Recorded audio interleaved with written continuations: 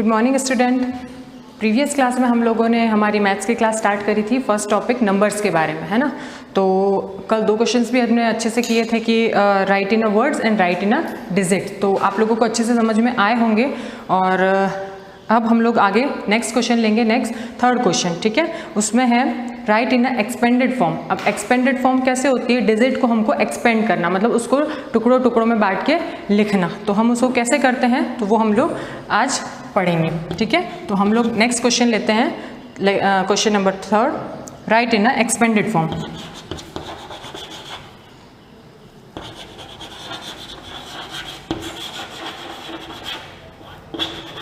Expanded form, ठीक है। इसका फर्स्ट क्वेश्चन मैं ले रही हूँ 12,372। हमें इसे एक्सपेंड करना है। एक्सपेंड का मतलब इसको टुकड़ों में तोड़ना है। तो कैसे करेंगे? तो 12,000 है तो इसमें आप लिख सकते हो 12,000 पूरा। 12,000 के पीछे कितने जीरो आएंगे? 3 जीरो। अगर आप लोग काउंट करना चाहे तो कर सकते हैं, जैसे 1s, 10s, 100,000, 10,000। तो ये हमारा क्या बन गया? 12,000।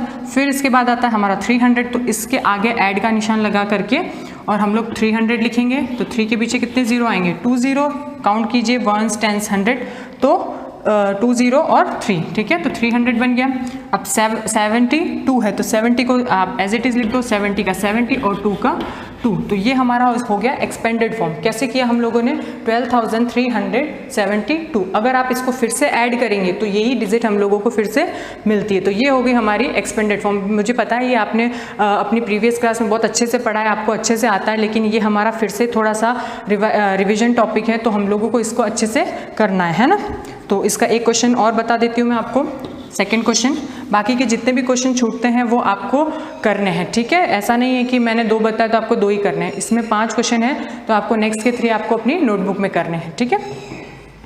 नेक्स्ट ले लेते हैं हम लोग 23,434। तो इसे कैसे लिखेंगे? आप भी अपने घर पे ट्राई कीजिए और देखिए कि आपका आंसर और मेरा आंसर मैच होता है कि नहीं। चलिए कीजिए नोटबुक में। कैसे लिखेंगे हम लोग? 23,000 है तो 23,000 लिख दीजिए। कैसे हो गया?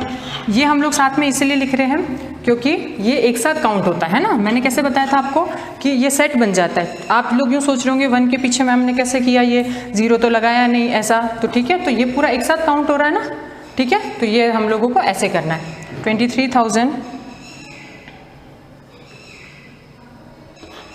प्लस 400 फिर 30 प्लस 4। तो ये हम लोगों का ऐसा होगा। आप चाहे तो इसको और भी टुकड़ों में तोड़ सकते हैं, जैसे आगे के आगे 4 0 लगा सकते हैं, लेकिन ये मैं आपको ऐसे बता रही हूँ कि ये अगर अपन एक साथ अगर काउंट कर रहे हैं, जैसे 12,000 था तो 12,000 पूरा 12,000 एक साथ लिख लिया, 300 था तो 300 लिखा, 70 है तो 70 लिखा और 2 है तो 2 लिखा, ठीक है। तो ये हम लोगों ने इस तरीके से इसको किया है। नेक्स्ट क्वेश्चन आप लोग कर सकते हो, ठीक है। अब हम लोग इसके आगे एक क्वेश्चन और लेंगे जिसको हमको एक्सपेंडेड फॉर्म को शॉर्ट करना है, ठीक है। शॉर्ट फॉर्म में लिखना है। तो हम कैसे लिखेंगे? शॉर्ट फॉर्म में लिखेंगे हम इसे। हम लोग एक नेक्स्ट क्वेश्चन और ले रहे हैं, ठीक है। ये मैं एग्जांपल के थ्रू ऐसे ही बता रही हूँ आपको, नोटबुक में बुक के अकॉर्डिंग नहीं बता रही हूँ, एक ऐसी जनरली एग्जाम्पल ले रही हूँ। देखिए इसको, जैसे मैंने लिखा 6 5 3 4 2, है ना। ये 1s 10s 100,000 10,000। तो आपको अगर नहीं समझ में आता है कि इसको कैसे करना है तो सिंपल सा तरीका है। 6 है तो 6 लिखा हमने, और 6 के पीछे जितने भी डिजिट्स हैं ना, जैसे 1 2 3 4, तो 4 0 लगा दीजिए आप, है ना।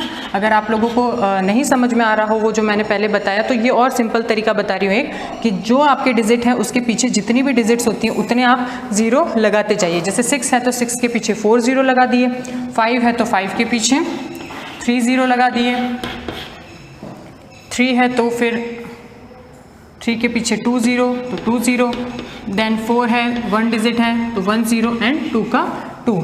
तो भी ये आप कर सकते हो। कैसे है? जितनी भी डिजिट हैं उसके पीछे जितने 0 बचती है, जो डिजिट के पीछे आती है संख्या है, उतने हम लोग 0 लगाते जाएंगे। तो ये इसी तरीके से आप ये हर क्वेश्चन कर सकते हो, ठीक है। अब हम करेंगे इसकी शॉर्ट फॉर्म। एक्सपेंड फॉर्म दे रखी होगी, अब इसको हमको शॉर्ट फॉर्म में लिखना है।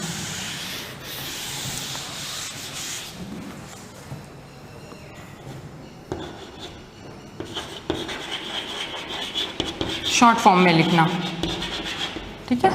ये भी मैं आपको एक नॉर्मल एग्जांपल लेके बता रही हूँ। फिर नेक्स्ट इसमें है ही 5 क्वेश्चन है, तो आप खुद घर पे प्रैक्टिस कीजिएगा। मैं एक दूसरा एग्जांपल लेके आपको बता रही हूँ, ठीक है।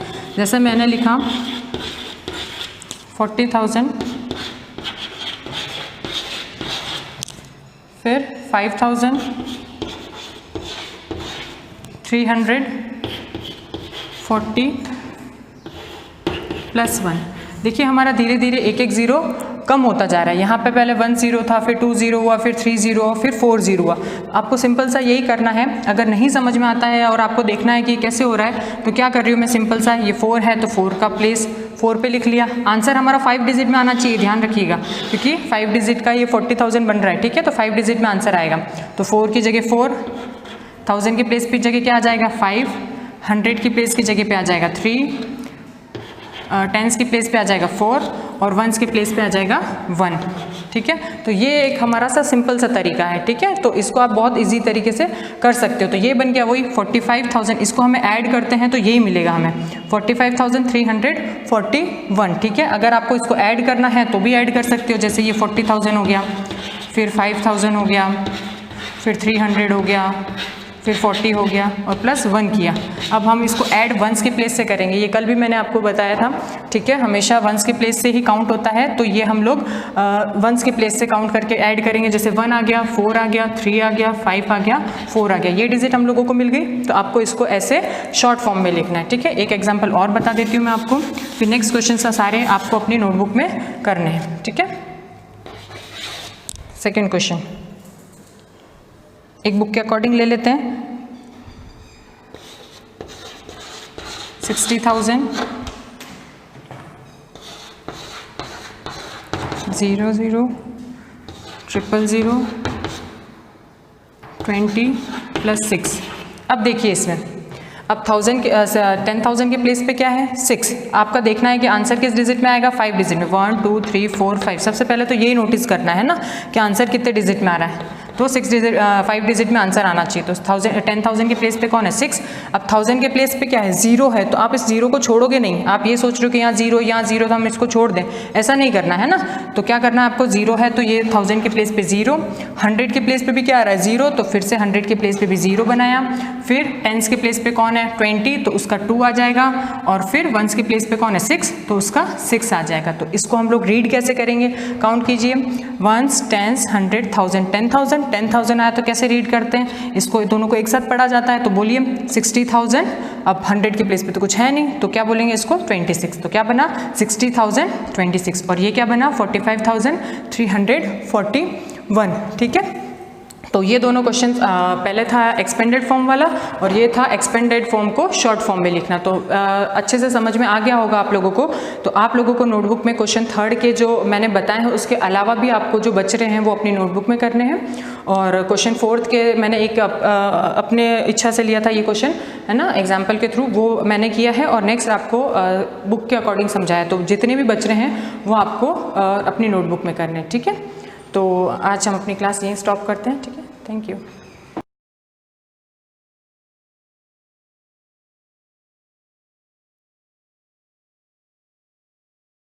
तो आपको हम इस तरह से सिखाएंगे कि आपको इन नंबर्स को लर्न करने की ज़रूरत नहीं पड़ेगी। हम अगर एक बार इनको अच्छी तरह से समझ लेंगे, सारे रूल्स को अच्छी तरह से समझ लेंगे, तो फिर आपको कभी भी इनको लर्न करने की और रटने की ज़रूरत नहीं पड़ेगी।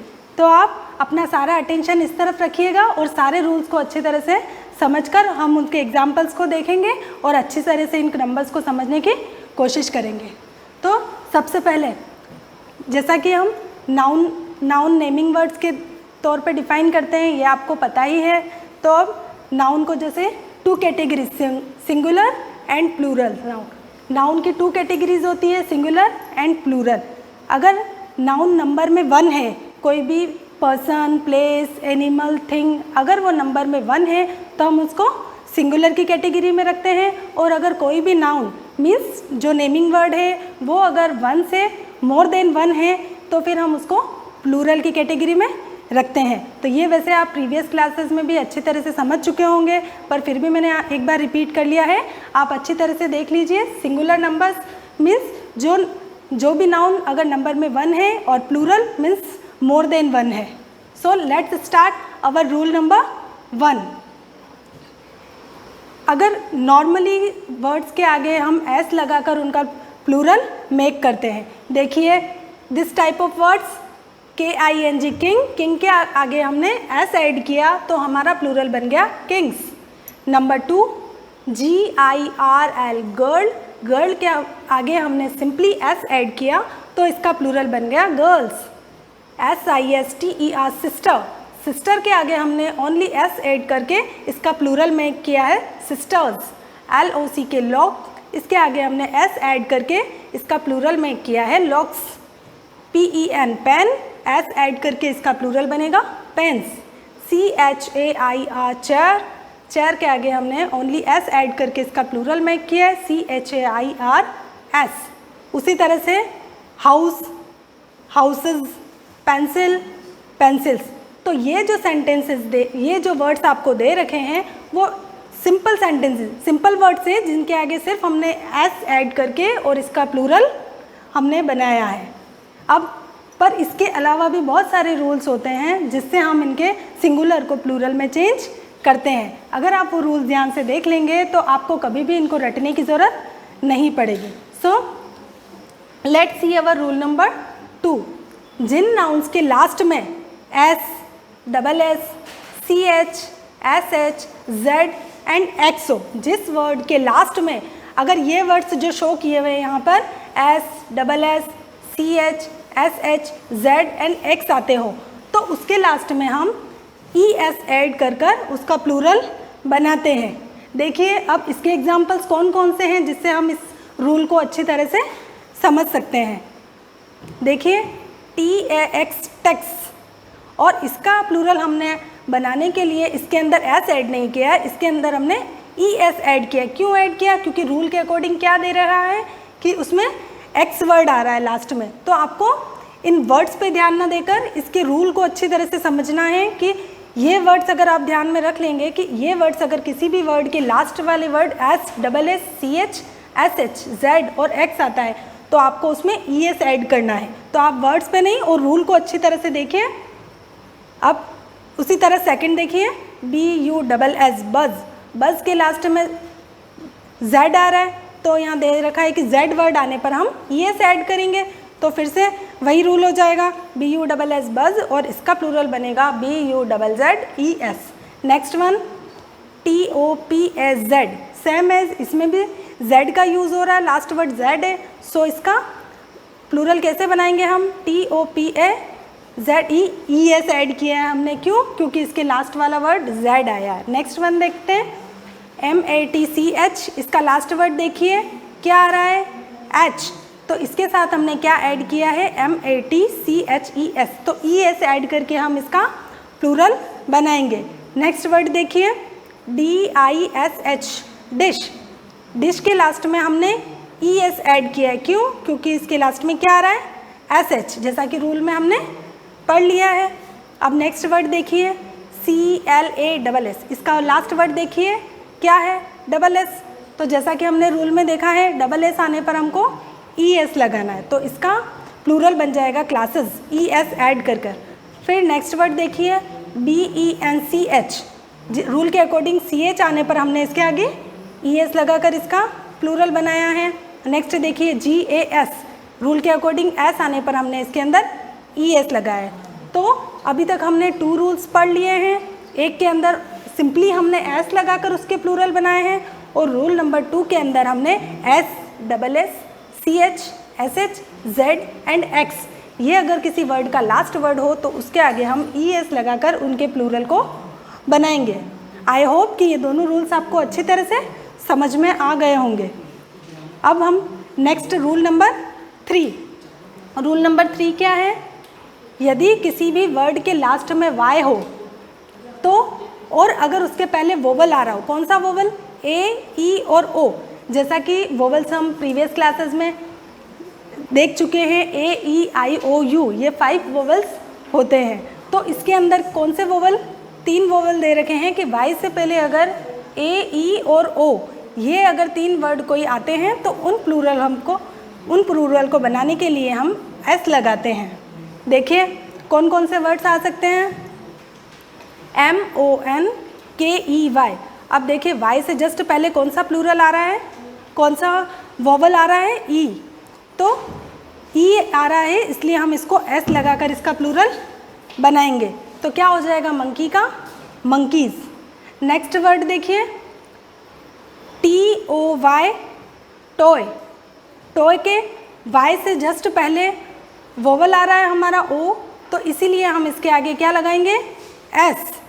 TOY का वोवल इसका प्लूरल बनेगा TOYS toys. Next one BOY boy. Boy का प्लूरल क्या बनेगा BOYS। एस हमने क्यों ऐड कर रहे हैं, रूल के अकॉर्डिंग जब हमने देख रखा है कि वाई से पहले अगर AEO इनमें से अगर कोई वोवल साउंड आएगा तो हम इसको एस लगाकर इसका प्लूरल बनाएंगे। नेक्स्ट वन देखते हैं KEY की का प्लूरल बनाते वक्त हम इसमें एस ऐड करेंगे KEYS कीज़, क्योंकि वाई से पहले क्या आ रहा है ई साउंड आ रहा है, ई वोवल आ रहा है। तो हमने अभी तक 3 रूल पढ़ लिए, सिंपली एस वाला, second SSSCH SH Z and X आए अगर वर्ड के लास्ट में तो हम ES लगाकर उसका प्लूरल बनाएंगे। फिर हमने रूल नंबर 3 पढ़ा अभी, जिसके अंदर अगर वर्ड का किसी भी वर्ड का लास्ट लेटर Y हो तो Y से पहले अगर AEO इन तीनों में से अगर कोई वोवल आएगा तो हम उसको S लगाकर उसका प्लूरल बना सकते हैं। आई होप ये तीनों रूल्स आपको अच्छी तरह से समझ में आ गए होंगे। अब नेक्स्ट रूल देखते हैं हम। नेक्स्ट रूल क्या है, यदि किसी भी वर्ड के लास्ट में Y हो और उससे पहले कॉन्सोनेंट मीन्स आपको पता है जैसे AEIOU ये 5 वोवल्स होते हैं और इसके अलावा बाकी जितने भी सारे लेटर्स होते हैं वो हम कॉन्सोनेंट के अंदर काउंट करते हैं। तो अगर इनके अलावा वोवल्स को छोड़ के जितने भी कॉन्सोनेंट हैं अगर वो Y से पहले आएंगे तो हम उसका किस तरह से प्लूरल बनाएंगे। देखिए कि अगर Y से पहले कोई कॉन्सोनेंट आएगा तो Y के बाद हम क्या ऐड करेंगे IES। ये रूल आपको ध्यान में रखना है कि Y से पहले अगर वोवल साउंड आता है तो आपको ओनली S ऐड करना है, बट Y से पहले अगर कोई कॉन्सोनेंट आता है तो आपको IES ऐड करना है। इस दोनों रूल में आपको कंफ्यूज नहीं होना है क्योंकि दोनों में ही Y आ रहा है, बट इन दोनों में डिफरेंस क्या है, मेन डिफरेंस क्या है कि एक के पहले आएगा वोवल और एक के पहले आएगा कॉन्सोनेंट। तो अगर AEO में से कोई वोवल आता है तो आपको ओनली S ऐड करना है, बट अगर Y से पहले कोई कॉन्सोनेंट आता है तो आपको IES ऐड करना है। अब हम इसके एग्जांपल्स देख लेते हैं ताकि आपका कॉन्सेप्ट क्लियर हो जाएगा।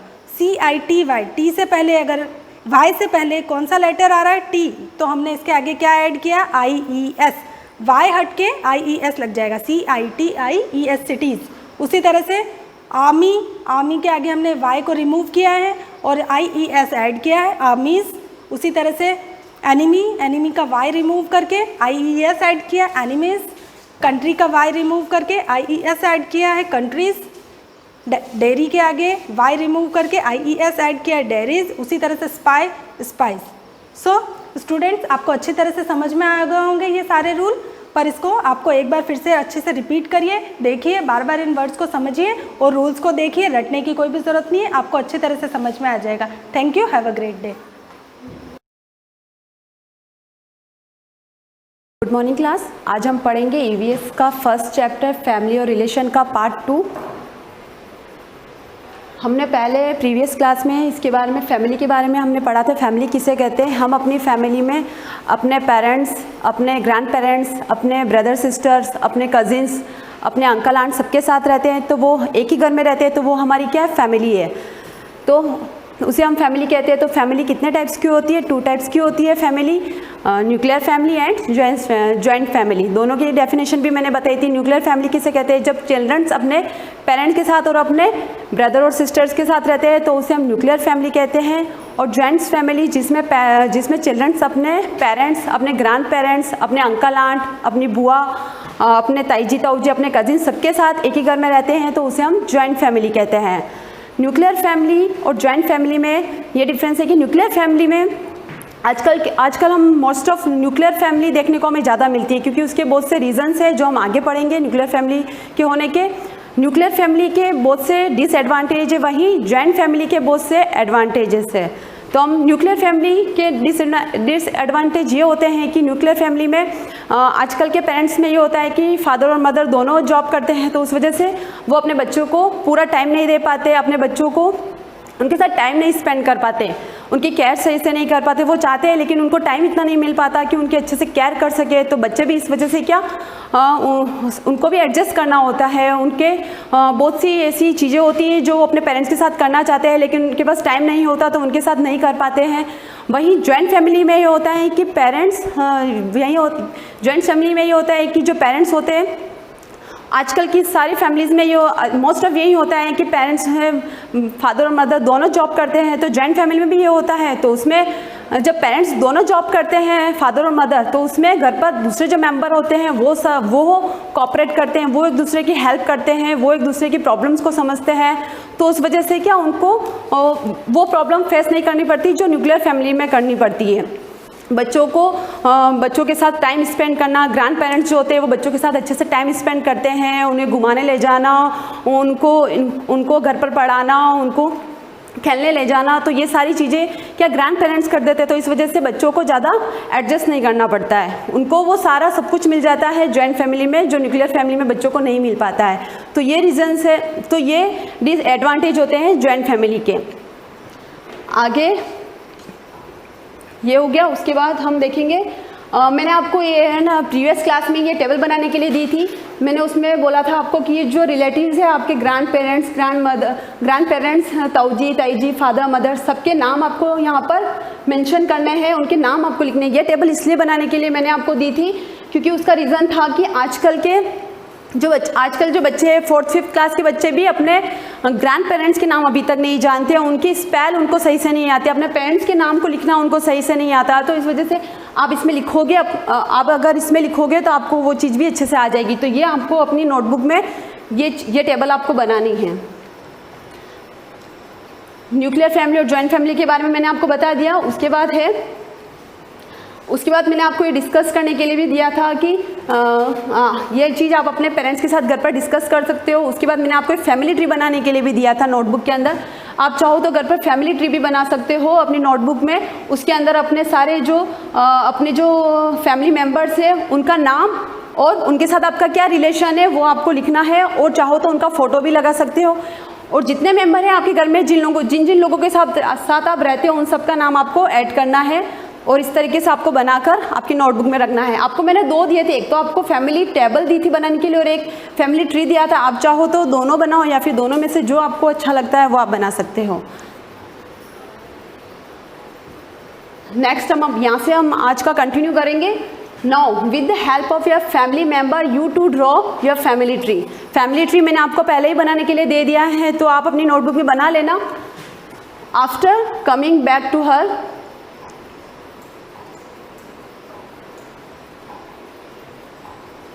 After coming back to her home, Rashmi asked her father. जो रश्मि और श्वेता के बीच में जो कन्वर्सेशन हमने लास्ट क्लास में देखा था, कन्वर्सेशन उनका पढ़ा था, उसी को आगे हम देख रहे हैं कि जब रश्मि अपने घर जाती है अपने फादर को वो पूछती है, why don't our grandfather, grandmother, चाचा, चाची live with us? Father, why has our family move to the city? Can not we live together staying in our village? Why not is our family an extend one? Rashmi अपने father से पूछती है कि ऐसा क्यों है कि हम अपने ग्रैंड पेरेंट्स के साथ नहीं रह सकते, हम अपने चाचा चाची के साथ नहीं रह सकते, हम अपने कजिन्स के साथ क्यों नहीं रह सकते? ऐसा क्यों है कि हम शहर में क्यों रहते हैं, हम अब गाँव में क्यों नहीं रह सकते, हम वहाँ से यहाँ पर क्यों आए? ऐसा क्यों हुआ? उनके साथ हम लोग क्यों नहीं रह सकते? तो जो ये रीज़न्स है, जो ये रश्मि ने पूछा अपने फादर, तो उसके ये रीज़न्स है कि गांव में आजकल कुछ ऐसी प्रॉब्लम्स होती है, जैसे तो लोगों को सिटीज़ में आना पड़ता है, जैसे उनकी कुछ इकोनॉमिकल इनकम की वजह से, जैसे कि उनकी कुछ फार्मिंग, आजकल गांव में क्या होती है, फार्मिंग होती है, तो लोगों के आज इनकम सोर्स नहीं होते इतना, कि आजकल लोग फार्मिंग कम करते, तो इनकम सोर्स ख़त्म हो गए हैं वहाँ पर। इस वजह से लोग गांव में आकर रहना पसंद करते हैं, शहरों में, सिटीज़ में आकर रहना पसंद करते हैं, तो इनकम सोर्स के लिए। या फिर ऐसा होता है कि गाँव में इतनी फैसिलिटीज़ नहीं होती हैं कि पेरेंट्स अपने बच्चों को अच्छे कॉलेज में, अच्छे स्कूल में पढ़ा सकते हैं, इस वजह से वो सिटीज़ में आकर रहते हैं ताकि अपने बच्चों को अच्छे स्कूल में पढ़ा सकें। या और भी रीज़न है जिस वजह से वो अपने बच्चों के साथ गांव से स्कूल में, गांव से शहर में आते हैं, और उस वजह से होता है कि जो जॉइंट फैमिली है वो टूटकर न्यूक्लियर फैमिली में चेंज हो जाती है। तो what might have Shweta father answer to her? तो श्वेता के फादर ने इस चीज़ का क्या आंसर दिया होगा? This days family have started moving migrate to cities in search of work. तो जो वही चीज़ जो मैंने आपको बताई कि फैमिली सर्च वर्क की खोज में, नए जॉब की खोज में वो लोग गांव से सिटीज़ में आ जाते हैं। और फॉर हायर एजुकेशन, और हायर एजुकेशन के बच्चों को अच्छी एजुकेशन देने के लिए वो जो पेरेंट्स है वो चिल्ड्रंस को लेकर सिटीज़ में आ जाते हैं ताकि उनको अच्छी एजुकेशन मिल सके। In cities house are small where only a few people can live. और सिटीज़ में होता है जब वो सिटीज़ में आके रहते हैं तो सिटीज़ में होता है कि पॉपुलेशन ज़्यादा बढ़, सभी लोग गाँव से आकर सिटीज़ में रहने लगे हैं मोस्ट ऑफ, तो उस वजह से होता है कि पॉपुलेशन ज़्यादा बढ़ गई है। तो सिटीज़ के घर के छोटे छोटे जो हाउस होते हैं वो छोटे छोटे होते हैं, तो इस वजह से सभी लोग एक साथ नहीं रह पाते, तो वो कम ही लोग एक घर में रह पाते हैं। तो इस वजह से वो जो जॉइंट फैमिली और न्यूक्लियर फैमिली में ट्रांसफ़र हो गई है। There are some other reason also for discontinuation of joint family. कुछ और भी रीजन्स है जिसकी वजह से जॉइंट फैमिली से न्यूक्लियर फैमिली में ट्रांसफ़र हो गया है, चेंज हो गई जॉइंट फैमिली से न्यूक्लियर फैमिली में। जो फैमिली मेम्बर्स होते हैं उन सबकी हैबिट्स अलग अलग होती हैं, उनका बिहेवियर अलग अलग होता है, उनके रहने का सबका अलग अलग तरीका होता है, इकोनॉमिकल कंडीशन सबकी अलग अलग होती है, कैपेसिटी ऑफ इनकम एक्सपेंडिचर सबके आजकल के खर्च करने का, आय को खर्च करने का तरीका, कमाने का तरीका, खर्च करने का तरीका सब कुछ अलग होता है। वे ऑफ सेलिब्रेटिंग फेस्टिवल, अपने त्योहारों को मनाने का तरीका अलग होता है। इस वजह से वो क्या आपस में एडजस्ट नहीं कर पाते, तो उनको ऐसा लगता है कि उनको ऐसा लगता है कि आपस में नहीं मैनेज हो पा रहा है तो वो न्यूक्लियर फैमिली में चले जाते हैं, सब अलग अलग रहने लग जाते हैं। तो इस वजह से ये रीज़न है जिसकी वजह से मोस्ट ऑफ आजकल न्यूक्लियर फैमिली हमको ज़्यादा देखने को मिलती है। An extend family is a family consisting of parents, aunts, uncle, cousins all living near by और in the same household. Extend family means विस्तृत फैमिली भी। एक्सटेंड फैमिली में कौन कौन पेरेंट्स रहते हैं, आंट्स होती हैं, अंकल होते हैं, कजिन्स होते हैं, वो सभी लोग एक साथ एक ही घर में रहते हैं, उसे एक्सटेंड फैमिली कहते हैं। ये इन चीज़ों को आप घर पर डिस्कस कर सकते हो। Why do we mostly see nuclear family now, ऐसा क्यों होता है कि हम आजकल न्यूक्लियर फैमिलीज हमको ज़्यादा देखने को मिलती है। तो मैंने आपको रीजंस बताया, क्या रीजंस है कि न्यूक्लियर फैमिलीज हमको आजकल ज़्यादा देखने को मिलती है। How do joint and nuclear family different from each other, ये भी मैंने आपको बताया कि न्यूक्लियर फैमिली और जॉइंट फैमिली में क्या क्या डिफरेंस होते हैं, न्यूक्लियर फैमिली किसे कहते हैं और जॉइंट फैमिली किसे कहते हैं। ये आपको अपनी नोटबुक में न्यूक्लियर फैमिली और जॉइंट फैमिली का एक डिफरेंस आपको पॉइंट टू पॉइंट बनाकर लिखने, उनके एडवांटेज डिसएडवांटेज सब कुछ। Ask the elder member of your family about what change have taken place in the way of celebrating festival with the passage of time. आप अपने घर में जो आपके बुजुर्ग है, आपके ग्रैंड पेरेंट्स है, आपके पेरेंट्स हैं, उन सबसे आप पूछ सकते हो कि जो उनके टाइम पे फेस्टिवल्स को कैसे मनाया जाता है और अभी के टाइम पे फेस्टिवल को कैसे मनाया जाता है, तो क्या क्या चेंजेस है वो आप देख सकते हो। उस टाइम पे जॉइंट फैमिली में रहते थे तो वो कैसे उस फेस्टिवल को सेलिब्रेट करते थे और आजकल न्यूक्लियर फैमिली में उन फेस्टिवल को कैसे सेलिब्रेट किया जाता है। उतना एंजॉय आजकल नहीं आता जितना कि पहले जॉइंट फैमिली में किसी फेस्टिवल को सेलिब्रेट करने में आता था। उसके बाद है make a table in your notebook and write down why you visited your relatives for example due to necessary work during festival और ओकेजन। आपको एक टेबल बनानी है जिसके अंदर अगर आप अपने उन फैमिली मेम्बर्स के साथ रहते हो तो ठीक ओके यस लिखना है। जैसे ये टेबल बनी हुई तो अगर आप उन फैमिली मेम्बर्स के साथ रहते हो तो आपको यस लिखना है। अगर आप उन फैमिली मेम्बर्स के साथ नहीं लिखते हो तो आपको ये बताना है कि when do you visit them, तो उनके यहाँ आपने विजिट कब किया था और क्या रीज़न था जो आपने उनके घर पर विजिट किया था, तो वो आपको रीज़न यहाँ पर लिखना है। तो ये टेबल है, ये टेबल आपको, ये वर्क आपको जो आपकी बुक है उसी के अंदर आपको ये यहीं पर इसी बुक में आपको ये काम करना है। यहीं पर आपको अगर आपके ग्रैंड पेरेंट्स ग्रैंड मदर जो मैटरनल है वो आपके साथ रहते हैं तो यस, नहीं रहते हैं तो नो, कब उनसे मिलने गए थे वो आपको लिखना है और किस रीज़न से उनके पास गए थे वो आपको लिखना है। ये और भी बुआ जी, फूफा जी, मौसा जी, मौसी जी सबका।